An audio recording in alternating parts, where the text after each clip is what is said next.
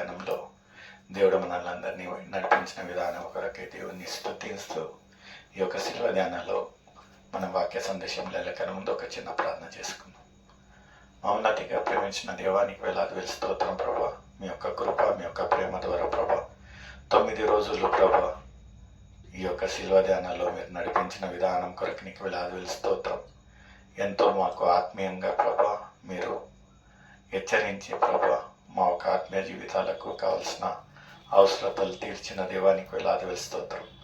ఈరోజు ప్రభా ఈ యొక్క 10వ రోజు మేము శిల్వ ధ్యానం చేస్తుండగా సకల మహిమ మీకే చెందేలాగున యేసయ్య పరిశుద్ధ నామం నడిపెడుచున్నాను తండ్రి, ఆమె.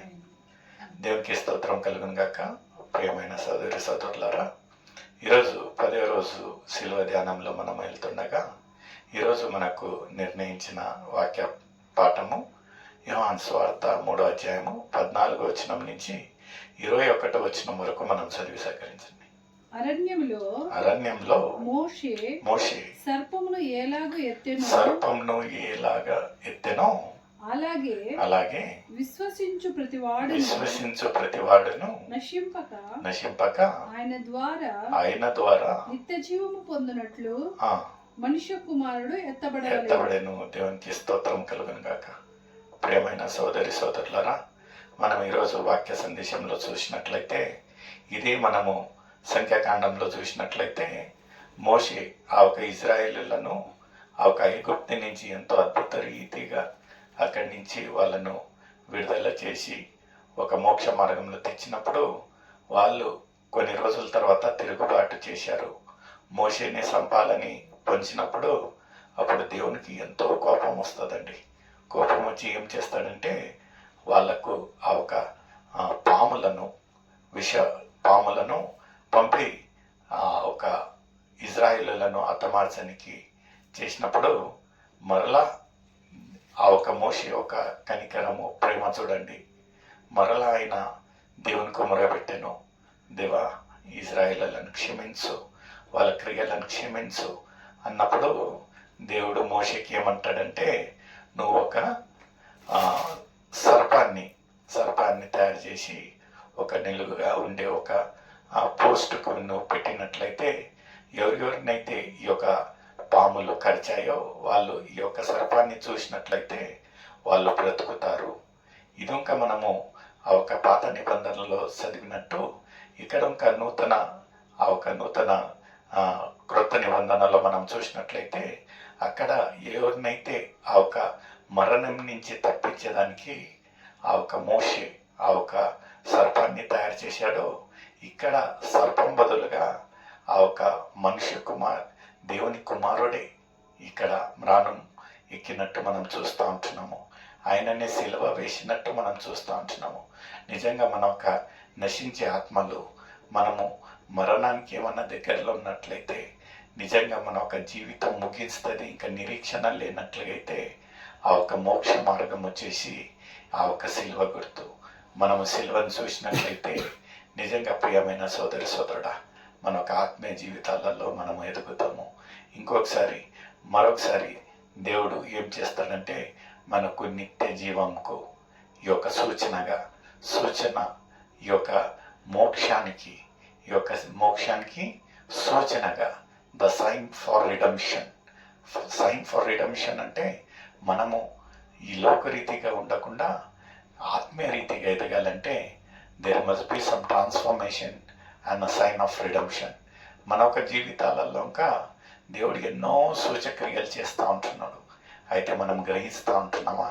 వాటిని మనము గ్రహించి వాటి అనుసారంగా జీవిస్తూ ఉంటున్నామా అనేది ఒక ప్రశ్న నీకు నాకైతే ఉంటున్నది. ముందు వాక్య భాగంలో ఏముంటున్నదండి?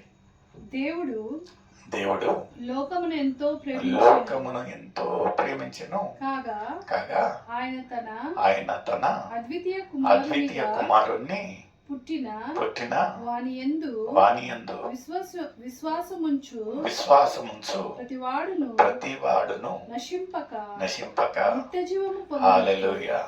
చూడండి, మనం చేయాల్సిన ఒకే ఒక చిన్న పని ఏమంటున్నదంటే విశ్వాసంతో, ఆయన పట్ల విశ్వాసంతో, నమ్మకంతో మనము మన ఒక జీవితాలను, మన ఒక ఆత్మీయ జీవితాలను దేవునికి సమర్పించి, యేసయ్య నీవే మా ఒక సొంత రక్షకునిగా మనం అంగీకరించినట్లయితే నిత్య జీవానికి మనము ఒక భాగంగా తయారవుతాం.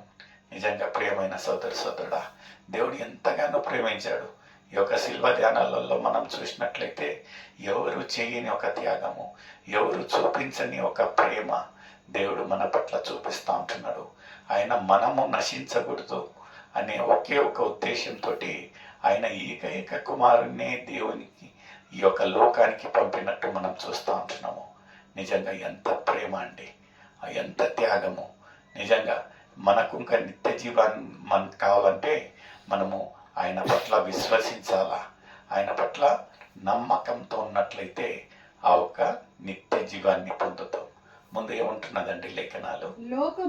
లోకము తన కుమారుని ద్వారా రక్షణ పొందుటకే గాని లోకమునకు తీర్పు తీర్చుటకు దేవుడు ఆయనను లోకంలోనికి పంపలేదు. నిజంగా ప్రియమైన సోదరుడా, మానవులుగా మనం అందరినీ తీర్పు తీరుస్తాం. ఈయన ఇట్టాది వాళ్ళు అటాటోళ్ళని మనం ఏమి లేని వాళ్ళమే అందరికీ తీర్పు తీరుస్తూ ఉంటాం. అయితే ఈ యొక్క లోకానికి పంపిన ఆ ఒక కుమారుడు మన తీర్పు తీర్చేదానికి కాదండి, మనల్ని రక్షించేదానికి ఒక లోకానికి వచ్చి ఉంటున్నాడు. ఎంత గొప్ప సంగతి! అలాంటి ఒక దేవుని పిల్లలుగా మనం ఉన్నప్పుడు మనకు ఇంకా ఆయన ఒక ప్రతిబింబంగా ఆయన ఒక గుణగణాలు మనలో ఉండాలి. మనకు ఇంకా ప్రేమించే గుణం ఉండాలి, మనకు ఇంకా క్షమించే గుణం ఉండాలి. నిజంగా ఈ యొక్క శిల్వ ధ్యానాలలో ప్రతిరోజు ఏదో ఒక రీతిగా యేసయ్య మనతో పలుకుతూ ఉంటున్నాడు, మాట్లాడుతూ ఉంటున్నాడు. మన ఒక జీవితాలలో ఒక కదిలింపు ఉంటున్నది. నిజంగా ఎలా ఉంటున్నది మన ఒక జీవితాలను మనం ఈ యొక్క 40 రోజుల శిల్వ ధ్యానాలలో ఆత్మీయంగా రూపించుకుంటా ఉంటున్నామా లేదా అనేది ప్రశ్న. ఇంకా మనం అంధకారంలోనే ఉన్నట్లయితే, నిజంగా అంధకారం ఎందుకంటే మనం చేసే అతిక్రమలు వెలుగుకు వచ్చినట్లయితే, దేవుడు వెలుగుగా ఈ యొక్క లోకానికి వచ్చినప్పుడు మనం ఇంకా అంధకారంలో ఎందుకు ఉంటున్నామంటే, మనం వెలుగులో వచ్చామనుకోండి, మన ఒక అంధకార క్రియలు, మనం ఆయనకు చేసిన ఆయాసకరమైన క్రియలన్నీ కనిపిస్తాయి. అందుకని ఎక్కువ శాతం మనం ఏం చేస్తామంటే అంధకారంలోనే ఉండాలని ఆశిస్తాం. ఇక్కడ ఇంకా లేఖనాలలో 21 వచనం ఏమంటా ఉంటున్నదో ఒకసారి చదవండమ్మా. సత్యవర్తకుడు అయితే తన క్రియలు దేవుని 20 వచనం నుంచి చదవండి. దుష్కార్యములు చేయుచు ప్రతివాడును వెలుగును ద్వేషించును. ఎందుకంటే మనము వెలుగుకు సంబంధించిన వాళ్ళము, అంధకారానికి సంబంధించిన వాళ్ళము. మనం అంధకారానికి సంబంధించిన వాళ్ళమైతే అపవాది పిల్లలమైతాము. అయితే యేసయ్య ఏమంటా ఉంటున్నాడంటే, నేను యొక్క లోకానికి వెలుగుగా వచ్చి ఉంటున్నాను. I'm the light of the world. మనం నిజంగా ఈ యొక్క లోకానికి వెలుగులోకి వచ్చినట్లయితే మనం ఎప్పటికీ దుష కార్యాలు చేయకూడదు. ముందు చదివినట్లయితే ఎవరైతే ఈ యొక్క లోకరీతిగా ఉంటున్నారో వాళ్ళు ఈ యొక్క వెలుగుకు రానికి ఇష్టపడరండి. నిజంగా లేఖనాలు ఏమంటా ఉంటున్నాయండి? ముందు